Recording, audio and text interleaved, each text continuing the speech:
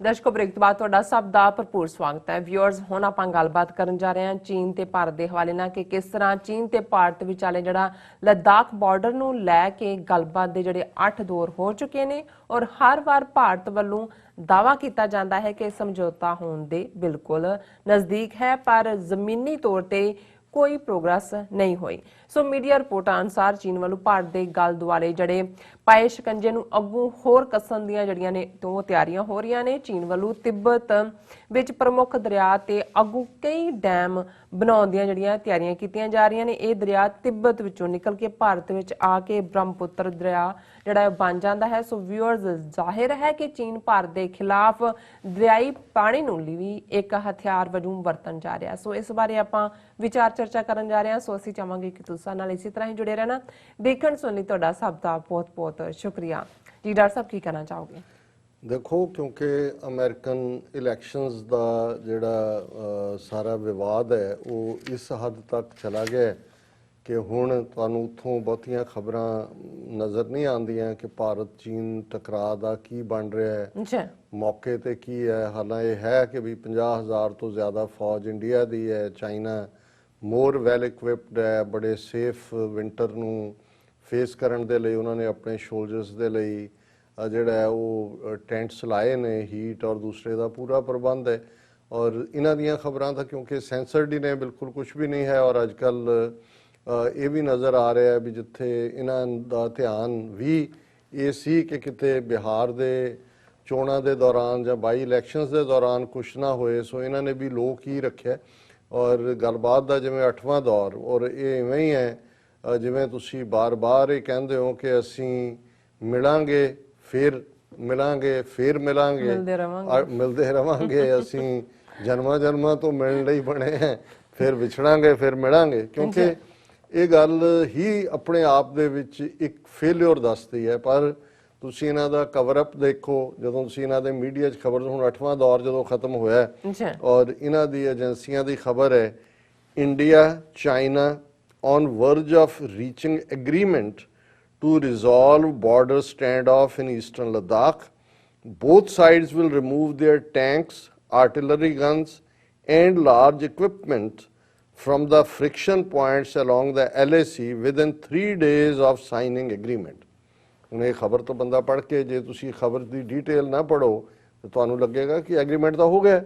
उन्होंने कहा जी उन्होंने हटा लेना 3 दिनों के विच और वो ऑलरेडी रिजॉल्व हो गया। पर हुण जो तुसी खबर दे वेरवे नाल देखदे हो ते उहदे च एक है और कोट अनकोट है, these are all proposals, there is no agreement signed yet, said a high level source. हुण एक लाइन जिहड़ी है सारे नूं नेगेट कर दिंदी है कि ज़ाहिर है कि प्रपोजल्स ने।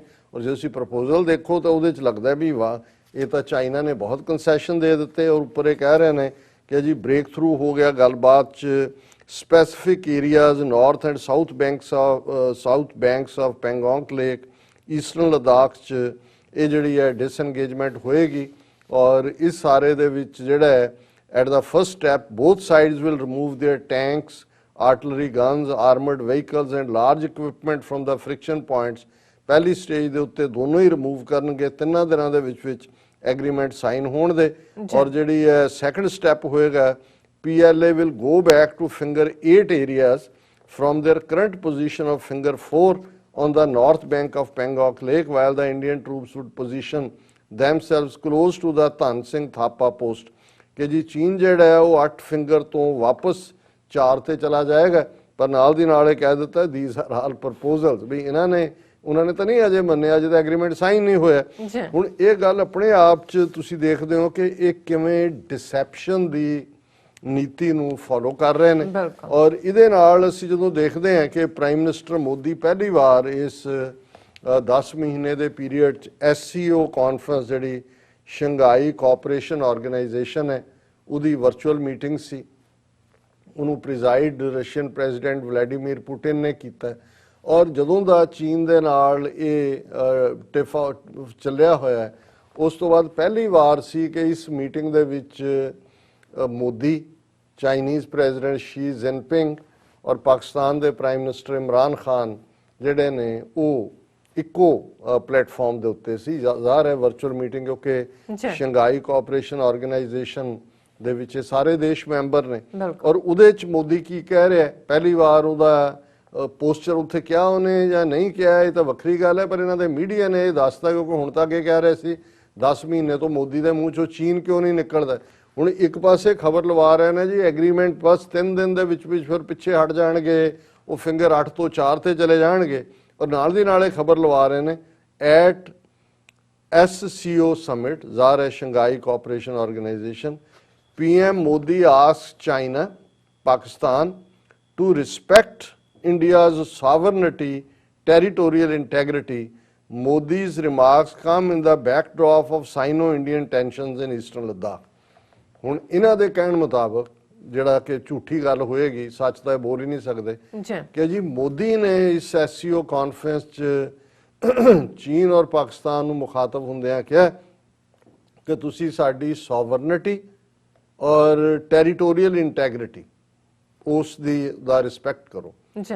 ਹੁਣ ਤੁਸੀਂ ਮੋਦੀ ਦੀ ਆਪਣੀ ਸਟੇਟਮੈਂਟ ਕੱਢ ਲਓ 15-16 ਜੂਨ ਦੇ ਕਨਫਲਿਕਟ ਤੋਂ ਬਾਅਦ ਕਿ ਕੋਈ ਸਾਡੀ ਟੈਰੀਟਰੀ 'ਚ ਨਹੀਂ ਆਇਆ, ਨਾ ਕੋਈ ਇੱਧਰੋਂ ਗਿਆ, ਨਾ ਕੋਈ ਉੱਧਰ ਆਇਆ, ਨਾ ਕੋਈ ਘੁੱਸਾ, ਨਾ ਕੁਛ ਲਿਆ, ਨਾ ਕੁਛ ਦਿਆ, ਤੇ ਫਿਰ ਚਾਈਨਾ ਨੇ ਤੁਹਾਡੀ ਸੋਵਰਨਿਟੀ ਔਰ ਟੈਰੀਟੋਰੀਅਲ ਇੰਟੈਗਰਿਟੀ ਨੂੰ ਕਿਵੇਂ ਪ੍ਰਭਾਵਿਤ ਕੀਤਾ ਭਾਈ?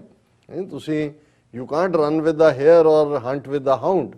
ਜਾਂ ਤਾਂ ਤੁਸੀਂ ਕਹੋ ਵੀ ਤੁਹਾਡੀ ਟੈਰੀਟਰੀ ਖੋਈ ਹੋਈ ਹੈ ਔਰ ਤੁਸੀਂ ਕਹੋ ਜੀ ਵਾਪਸ ਕਰੋ, ਜਿਹੜੀ ਤੁਸੀਂ ਗੱਲਬਾਤ 8 ਰਾਊਂਡ 'ਚ ਮਿਲ ਕੇ ਵਿਛੜ ਜਾਂਦੇ ਹੋ, ਫਿਰ ਆ ਜਾਂਦੇ ਹੋ ਚਾਹ ਪੀ ਕੇ ਉਹਨਾਂ ਦੀ ਤੱਤੀ ਉਹ ਵਾਪਸ ਮੋੜ ਆਉਂਦੇ ਹੋ ਤੁਸੀਂ, ਫਿਰ ਹੈ ਕੀ ਹੈ ਇਹ ਸਾਰਾ। ਲੇਕਿਨ ਹੁਣ ਇਹ ਜੇ ਤੁਸੀਂ ਇਹਦੀ ਲੰਬਾ ਚੌੜਾ ਪਾਰਟ ਹੈ ਕਿ ਜੀ ਉਹਨੇ ਮੋਦੀ ਨੇ ਸਾਰੇ ਮੈਂਬਰ ਨੇਸ਼ਨਸ ਨੂੰ ਕਿਹਾ ਕਿ they should respect each other sovereignty and territorial integrity. ਹੁਣ ਥੱਲੇ ਈਚ ਅਦਰਸ ਕਹਿ ਦਿੱਤਾ ਸਾਰੇ ਦੇਸ਼ਾਂ ਨੂੰ।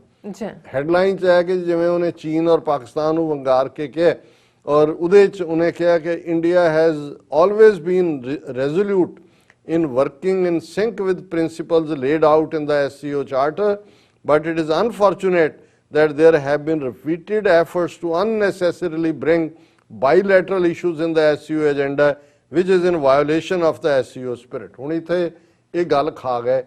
ਬਾਈਲੈਟਰਲ ਇਹ ਹੋਏਗਾ ਕਿ ਇਸ SCO ਮੀਟਿੰਗ, ਕਿਉਂਕਿ ਮੈਂ ਪਾਕਿਸਤਾਨੀ ਮੀਡੀਆ 'ਚ ਰਿਪੋਰਟ ਦੇਖੀ ਨਹੀਂ ਅਜੇ, ਕਿ ਇਸ SCO ਮੀਟਿੰਗ 'ਚ ਇਮਰਾਨ ਖਾਨ ਨੇ ਕਸ਼ਮੀਰ ਦਾ ਇਸ਼ੂ ਲਿਆਂਦਾ ਹੋਏਗਾ ਕਿ ਭਾਈ ਤੁਸੀਂ ਕੋਆਪਰੇਸ਼ਨ ਕਿਹੜੀ ਕਰਦੇ ਹੋ, ਜੇ ਸ਼ੰਘਾਈ ਕੋਆਪਰੇਸ਼ਨ ਆਰਗੇਨਾਈਜੇਸ਼ਨ ਹੈ ਤੇ ਤੁਸੀਂ ਬਾਈਲੈਟਰਲ ਵੀ ਜੇ ਕਹਿੰਦੇ ਹੋ ਕਸ਼ਮੀਰ ਹੈ, ਤੁਸੀਂ ਤਾਂ ਯੂਨੀਲੈਟਰਲ ਫੈਸਲਾ ਲਿਆ ਹੋਇਆ। ਹੁਣ ਉਹਦੇ 'ਚ ਉਹ ਇਹ ਕਹਿ ਰਿਹਾ ਕਿ ਜੀ ਅਸੀਂ ਜਿਹੜਾ ਹੈ ਉਹ ਸਾਨੂੰ ਨਹੀਂ ਪਸੰਦ ਕਿ ਬਾਈਲੈਟਰਲ ਹੋਏ, ਤੇ ਨਾਲ ਫਿਰ ਜੇ ਗਾਪੀ ਮਾਰਨੀ ਹੈ ਤਾਂ ਪੂਰੀ ਮਾਰੋ। ਨਾਲ ਉਹ ਕਹਿ ਰਿਹਾ ਕਿ ਵੀ ਅਸੀਂ ਜਿਹੜਾ COVID-19 ਦੀ ਜਦੋਂ ਸਾਡੇ ਕੋਲ ਵੈਕਸੀਨ ਆ ਗਈ, ਅਸੀਂ ਸਾਰੀ ਇੰਟਾਇਰ ਹਿਊਮੈਨਿਟੀ ਨੂੰ ਜਿਹੜੀ ਹੈ ਉਹ ਇਹਦੀ ਸਪਲਾਈ ਕਰਾਂਗੇ ਔਰ in this difficult time of unprecedented epidemic, India's pharma industry sent essential medicines to over 150 countries. ਕਿ ਅਸੀਂ 150 ਦੇਸ਼ਾਂ ਨੂੰ ਦਵਾਈਆਂ ਦਿੱਤੀਆਂ। ਦੱਸੋ ਕਿਹੜੀ ਦਵਾਈ ਦਿੱਤੀ? ਲੱਖਾਂ ਤੁਹਾਡੇ ਮਰ ਰਹੇ ਨੇ ਆਪ ਵੀ। 3rd ਫੇਜ਼ ਦਿੱਲੀ ਦੇ ਵਿੱਚ ਜਿਹੜਾ ਉਹ ਸ਼ੁਰੂ ਹੋ ਗਿਆ ਆਲਰੇਡੀ ਔਰ ਅਨਫੋਰਚੂਨੇਟਲੀ ਨਿਊਯਾਰਕ ਦੇ ਹਵਾਲੇ ਨਾਲ ਮੈਂ ਦੇਖ ਰਿਹਾ ਸੀ ਇੱਥੇ ਸਾਡੇ ਹਸਪੀਟਲ ਭਰੇ ਹੋਏ ਨੇ ਔਰ ਆਲਰੇਡੀ 2nd ਫੇਜ਼ ਬੜੀ ਤੇਜ਼ੀ ਨਾਲ ਚੱਲ ਰਿਹਾ। ਹੁਣ ਇਹਨਾਂ ਦੋਨਾਂ ਖਬਰਾਂ ਨੂੰ ਤੁਸੀਂ ਦੇਖੋ ਵੀ ਕੰਟਰਾਸਟ ਹੈ। ਜੇ ਸੱਚਮੁੱਚ ਸਮਝੌਤਾ ਹੋ ਗਿਆ, ਚੀਨ ਵਾਪਸ ਜਾ ਰਿਹਾ ਫਿੰਗਰ 4 ਤੇ ਫਿਰ SCO ਦੀ ਮੀਟਿੰਗ ਜਿਹਨੂੰ ਕਹਿਣ ਦੀ ਕਿ ਹਾਲੇ ਕਿਹਾ ਨਹੀਂ ਹੈ ਇਹਨੇ, ਪਰ ਜੇ ਤੁਸੀਂ ਇਹਨਾਂ ਦਾ ਝੂਠ ਮੰਨੋ, ਹੁਣ ਨਾਲ ਦੀ ਨਾਲ ਮੀਡੀਆ ਇਹ ਵੀ ਦੱਸ ਰਿਹਾ ਕਿ ਚਾਈਨਾ ਇਹੀ ਨਹੀਂ ਕਿ ਉਹਨੇ ਈਸਟਰਨ ਲਦਾਖ 'ਚ ਆਪਣਾ ਜਿਹੜਾ ਉਹ ਪੂਰਾ ਜਕੜ ਬਣਾਈ ਹੈ ਔਰ ਈਵਨ ਉਹਨਾਂ ਨੇ ਚੈਲੰਜ ਕੀਤਾ ਅਰੁਣਾਚਲ ਪ੍ਰਦੇਸ਼ ਵੀ ਤੁਹਾਡਾ ਹਿੱਸਾ ਨਹੀਂ ਹੈ, ਲਦਾਖ ਨੂੰ ਵੀ ਯੂਨੀਅਨ ਟੈਰੀਟਰੀ ਦੇ ਸਟੇਟਸ ਨੂੰ, ਇਹ ਸਾਰੇ ਇਹਨਾਂ ਦਿਨਾਂ ਦੀ ਗੱਲ ਹੈ।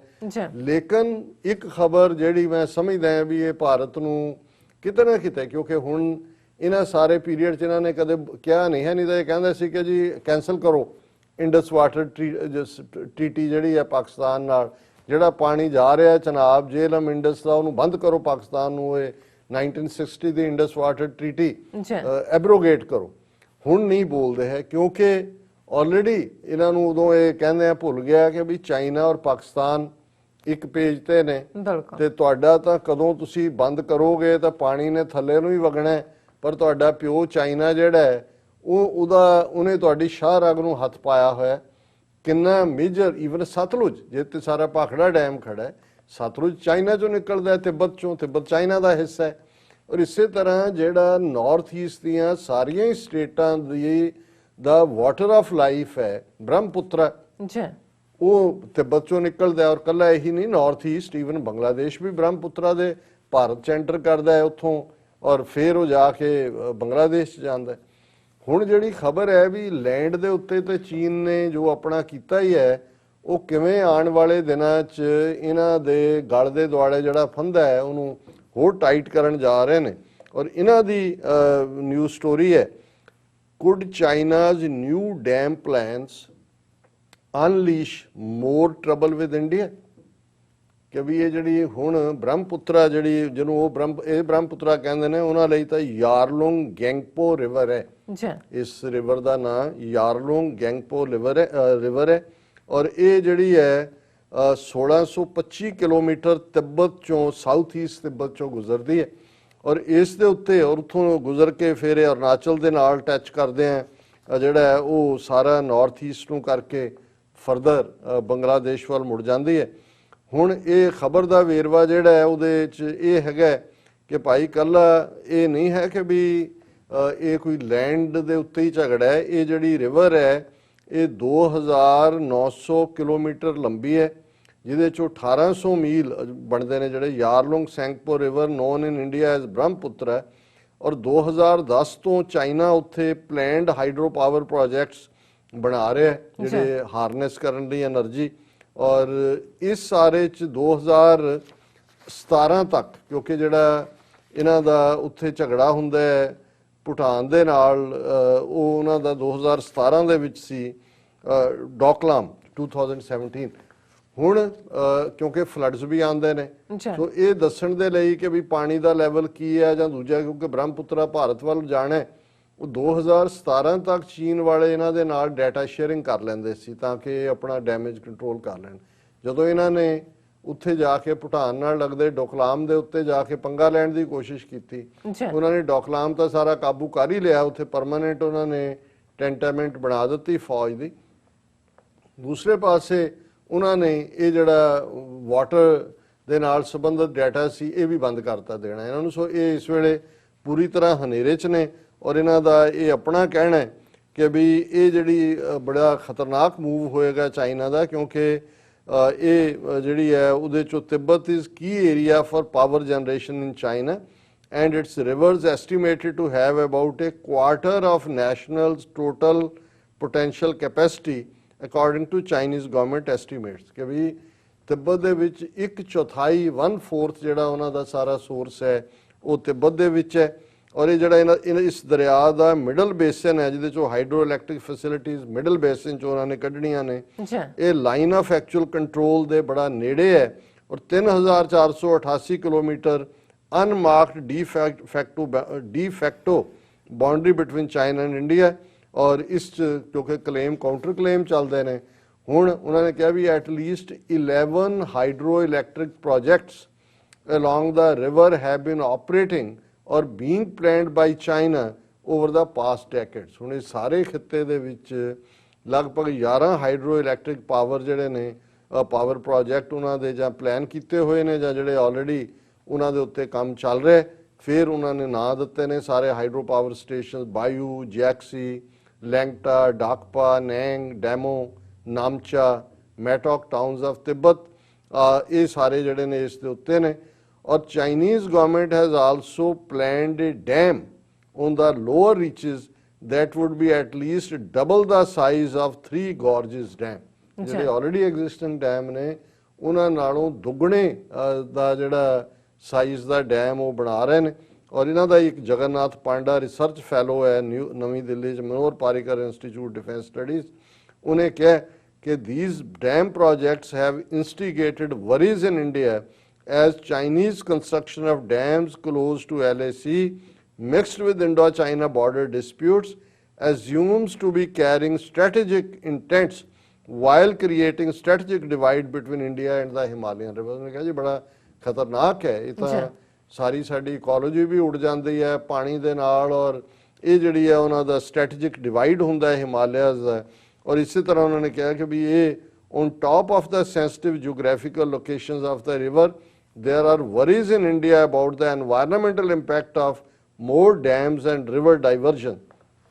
ਉਹਨਾਂ ਨੇ ਥੱਲੋਂ ਭੇਜਣ ਦੀ ਥਾਂ ਰਿਵਰ ਹੀ ਡਾਈਵਰਟ ਕਰਕੇ ਲੈ ਜਾਣੀ ਹੈ ਦੂਸਰੇ ਪਾਸੇ, ਇਹਨਾਂ ਨੂੰ ਹੋਰ ਵੀ ਫਿਕਰ ਪਾ ਰਿਹਾ। ਔਰ ਇਹ ਜਿਹੜਾ ਉਹਨਾਂ ਦਾ ਫਾਰਮਰ ਇੰਡੀਅਨ ਐਂਬੈਸਡਰ ਹੈ ਚਾਈਨਾ 'ਚ ਗੌਤਮ ਬੰਬਲ ਵਾਲੇ, ਉਹਨੇ ਕਿਹਾ ਕਿ ਵੀ ਇਹ ਜਿਹੜਾ he said that just river data exchanging is not enough to calm India's nerves, ਕਿ ਵੀ ਭਾਰਤ ਦੀਆਂ ਜਿਹੜਾ ਅਪਸੈਟਿੰਗ ਹੈ ਉਹਨਾਂ ਦੀਆਂ ਸਟੇਨਡ ਨਰਵਸ ਨੇ ਉਹ ਸਿਰਫ ਡਾਟਾ ਸ਼ੇਅਰਿੰਗ ਨਾਲ ਠੀਕ ਨਹੀਂ ਹੋਣੀ ਹੈ। ਔਰ ਇਹ ਜਿਹੜਾ China is constructing a series of cascading dams there, ਇਹ ਮਿਸਟਰ ਬੌਮ ਵਾਲੇ ਨੇ ਕਿਹਾ। ਸੋ ਅਸੀਂ ਇਹੀ ਕਹਿਣਾ ਚਾਹੁੰਦੇ ਹਾਂ ਕਿ ਭਾਈ ਫਿਰ ਨਾ ਕਹਿਣਾ ਕਿ ਜੀ ਇਹ ਤਾਂ ਨਾਰੇ ਲਾਉਂਦੇ ਸੀ ਹਿੰਦੀ ਚੀਨੀ ਭਾਈ ਭਾਈ ਦੇ, ਹੁਣ ਤੁਸੀਂ ਲਾ ਰਹੇ ਹੋ, ਤੁਸੀਂ ਕਹਿ ਰਹੇ ਹੋ ਜੀ ਐਗਰੀਮੈਂਟ ਹੋ ਗਿਆ 8ਵੇਂ ਦੌਰ ਤੋਂ ਬਾਅਦ, ਉਹ ਮੰਨ ਗਏ, ਉਹ ਚੌਥੀ ਫਿੰਗਰ ਤੇ ਚਲੇ ਜਾਣਗੇ। ਜਦੋਂ ਹੀ ਸਾਈਨ ਹੋਇਆ, ਅਜੇ ਹੋਇਆ ਨਹੀਂ ਵੈਸੇ, ਜਦੋਂ ਹੀ ਸਾਈਨ ਹੋਇਆ 3 ਦਿਨ ਦੇ ਵਿੱਚ ਹੋ ਜਾਏਗਾ, ਫਿਰ ਤੁਹਾਨੂੰ ਇਹ ਫਿਕਰ ਕਿਉਂ ਹੈ ਕਿ ਉਹ ਵਾਟਰ ਐਜ਼ ਏ ਵੈਪਨ ਵਰਤਣਗੇ? ਡੈਮਸ ਬਣਾ ਰਹੇ ਨੇ, ਉਹ ਬ੍ਰਹਮਪੁੱਤਰਾ ਤੁਹਾਡੀ ਨੂੰ ਆਪਣਾ ਛਿੰਗ ਛੂ ਫੂ ਉਹਦਾ ਨਵਾਂ ਨਾਂ ਰੱਖ ਦੇਣਗੇ ਉਧਰ ਨੂੰ ਕੱਢਣ ਦੇ ਲਈ। ਸੋ ਕੁੱਲ ਮਿਲਾ ਕੇ ਅਸੀਂ ਸਮਝਦੇ ਹਾਂ ਵੀ ਉੱਥੇ, ਕਿਉਂਕਿ ਇਸ ਵੇਲੇ ਅਮਰੀਕਨ ਇਲੈਕਸ਼ਨਸ, ਟਰੰਪ ਔਰ ਬਾਈਡਨ, ਇਸ ਸਾਰੇ ਨਾਲ ਜੁੜੇ ਹੋਏ ਸਵਾਲ ਜਿਹੜੇ ਨੇ ਉਹ ਸਾਰੇ ਪਾਸੇ ਜਾ ਰਹੇ ਨੇ। ਵੈਸੇ ਤਾਂ ਉੱਥੇ ਮੀਡੀਆ ਨੇ ਇਹ ਵੀ ਕਹਿ ਦਿੱਤਾ ਕਿ ਇਕੱਲੇ ਟਰੰਪ ਔਰ ਮੋਦੀ ਦੀ ਦੋਸਤੀ ਨਹੀਂ ਸੀ, ਉਹਨਾਂ ਨੇ ਫੋਟੋਸ਼ਾਪ ਕਰਕੇ ਫੋਟੋਆਂ ਵੀ ਬਣਾਈਆਂ। ਉਹਨਾਂ ਨੇ ਕਿਹਾ ਕਿ ਬਾਈਡਨ ਦਾ ਗ੍ਰੇਟ ਗ੍ਰੈਂਡਫਾਦਰ ਤੇ ਮੋਦੀ ਦਾ ਗ੍ਰੇਟ ਗ੍ਰੈਂਡਫਾਦਰ ਜਿਹੜੇ ਨੇ ਉਹ ਵੀ ਇਕੱਠੇ ਚਾਹ ਵੇਚਦੇ ਸੀ। ਔਰ ਕਹਿੰਦੇ ਉੱਥੋਂ ਕੋਈ ਗਏ ਬਾਹਰਲੇ ਟੂਰਿਸਟ ਤੇ ਉਹਨਾਂ ਨੇ ਦੇਖਿਆ ਵੀ ਗੋਰਾ ਜਿਹਾ ਮੁੰਡਾ ਹੈ, ਉਹਨੂੰ ਇੱਧਰ ਲੈ ਆਏ। ਵੈਸੇ ਵੀ ਬਾਈਡਨ ਨੇ ਕਿਹਾ ਕਿ ਜੀ ਮੇਰਾ ਇੱਕ ਗ੍ਰੇਟ ਗ੍ਰੈਂਡਫਾਦਰ ਜਿਹੜਾ ਈਸਟ ਇੰਡੀਆ ਕੰਪਨੀ 'ਚ ਸੀ, ਨੇਵੀ 'ਚ ਸੀ, ਔਰ ਉਹ ਨਾਗਪੁਰ ਸੈਟਲ ਹੋਇਆ, ਔਰ ਉਹਦੀ ਫੈਮਿਲੀ ਵੀ ਬਾਈਡਨ ਹੈ। ਸੋ ਹੁਣ ਆਉਣ ਵਾਲੇ ਦਿਨਾਂ 'ਚ ਜਿਹੜੇ ਮੋਦੀ ਭਗਤ ਨੇ ਉਹ ਬਾਈਡਨ ਟੱਬਰਾਂ ਦੇ ਰਿਲੇਸ਼ਨਸ਼ਿਪ ਵੀ ਕੱਢਣਗੇ। ਔਰ ਇਹ ਤਾਂ ਉਹਨਾਂ ਨੇ ਕਹਿ ਹੀ ਦਿੱਤਾ ਕਿ ਵੀ ਇੱਕ ਪੁਰਾਣੀ ਫੋਟੋ 2012-13 ਦੀ ਜਦੋਂ ਮੋਦੀ ਤੇ ਬਾਈਡਨ ਉਹ ਇਕੱਠੇ ਕਰਕੇ ਇੱਕ ਦੂਜੇ ਦੇ ਕੰਨ 'ਚ ਕੁਝ ਕਹਿ ਰਹੇ, ਜੱਫੀ ਨਹੀਂ ਪਾਈ ਬਾਂਦਰੀ ਦੀ ਤਰ੍ਹਾਂ ਜਿਵੇਂ ਉਹਦੇ ਨਾਲ ਬੱਚਾ ਚੰਬੜਿਆ ਹੁੰਦਾ। ਲੇਕਿਨ ਜਿਹੜਾ ਹੁਣ ਇਹ ਵੀ ਹੁਣ ਇਹ ਹੈ, ਕਿਸੇ ਨੇ ਕਿਹਾ ਕਿ ਵੀ ਬੜੇ ਬੜੀਆਂ ਪਲਟੀਆਂ ਮਾਰਦੇ ਦੇਖੇ, ਪਰ ਇਹ ਮੈਂ ਕਿਹਾ ਵੀ ਇਹ ਹੈ ਹੀ ਪਲਟੀ ਮਾਸਟਰ ਨੇ। ਪਲਟੀ ਮਾਰ ਜੀ। ਡਾਕਟਰ ਸਾਹਿਬ ਤੁਹਾਡਾ ਬਹੁਤ ਬਹੁਤ ਸ਼ੁਕਰੀਆ। ਸੋ ਇੱਥੇ ਲੈਣੇ ਬ੍ਰੇਕ। ਵਿਊਅਰਸ ਤੁਸੀਂ ਸਾਨੂੰ ਇਸੇ ਤਰ੍ਹਾਂ ਹੀ ਬਣੇ ਰਹਿਣਾ, ਮਿਲਦੇ ਹਾਂ ਛੋਟੇ ਜਿਹੇ ਵਕਫੇ ਤੋਂ ਬਾਅਦ।